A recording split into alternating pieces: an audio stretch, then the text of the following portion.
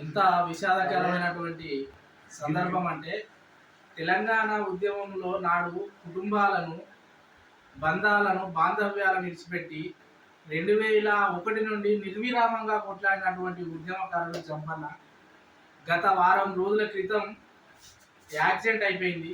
పాపం తీవ్ర గాయాలతోని సతమతమై మానసికమైనటువంటి వేదనకు గురవుతున్న సమయంలో ఇలా మేము ఇక్కడికి రావడం జరిగింది.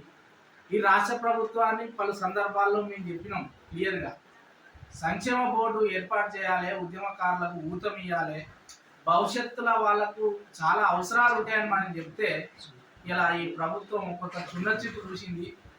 25,000 రూపాయల ఖర్చుతో కూడుకున్నటువంటి ఖరీదైనటువంటి వైద్యం నాకు అందలేదన్న. ఈ తెలంగాణ ఉద్యమంలో ఇంత కొట్లాడితేనే కదా నా భార్య నా కుటుంబాన్ని బాంధవ్యాన్ని విడిచిపెట్టి నేను తెలంగాణ ఉద్యమంలో ముందుంటే కేసుల పాలైనా మరి ఇలా నా పరిస్థితికి ఇట్లున్నదన్న. ఇలా నేను ఆ అదృష్టం బాగుండి బతికిపోయినా కానీ చనిపోతే నా పరిస్థితి ఏంటి అని చెప్పి మానసిక వేదనకు గురవుతే నిజంగా కూడా ఇక్కడ బాధాకరమైనటువంటి విషయం. ఒకటే మేము తెలంగాణ ఉద్యమకారులకు విజ్ఞప్తి చేస్తున్నాం, ఎక్కడ కూడా తెలంగాణ ఉద్యమకారులు అధైర్యపడవలసినటువంటి అవసరం లేదు.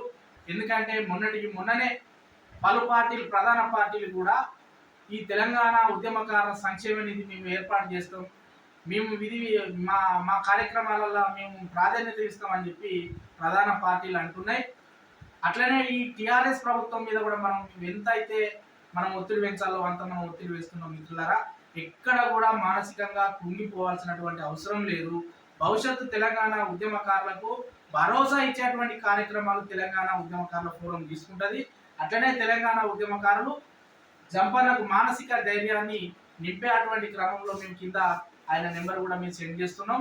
ఖచ్చితంగా తెలంగాణ ఉద్యమకారునికి మానసిక స్థైర్యం నింపాల్సినటువంటి అవసరం ఉన్నది. కాబట్టి రాష్ట్ర ప్రభుత్వం కూడా ఈ వైపు ఆలోచన చేయాలి, తెలంగాణ ఉద్యమకారుల పట్ల సానుకూలత ఉండాలి, సంక్షేమ బోర్డు ఏర్పాటు చేయాలి. ఎందుకంటే ఈ 2001 నుంచి 2014 వరకు నిర్విరామ పోరాటం టీఆర్ఎస్ పార్టీలో చేసినటువంటి వ్యక్తులు, ఇటువంటి వ్యక్తులు 100% 100కు 90% ఇట్లనే ఉన్నారు. ఈ రాష్ట్ర ప్రభుత్వం వీళ్ళకి కాకపోతే ఉద్యమకారులకు పోతే ఎవరు కల్పిస్తారు అనేది ఆలోచన చేయాల్సిన అవసరం ఉంటుంది. కాబట్టి తోటి ఉద్యమకారులు కూడా మానసికమైనటువంటి ధైర్యాన్ని నింపే క్రమంలో మీరు అందరూ కూడా జంపన్నకు అండదండగా ఉండాలని చెప్పి కోరుతున్నాను.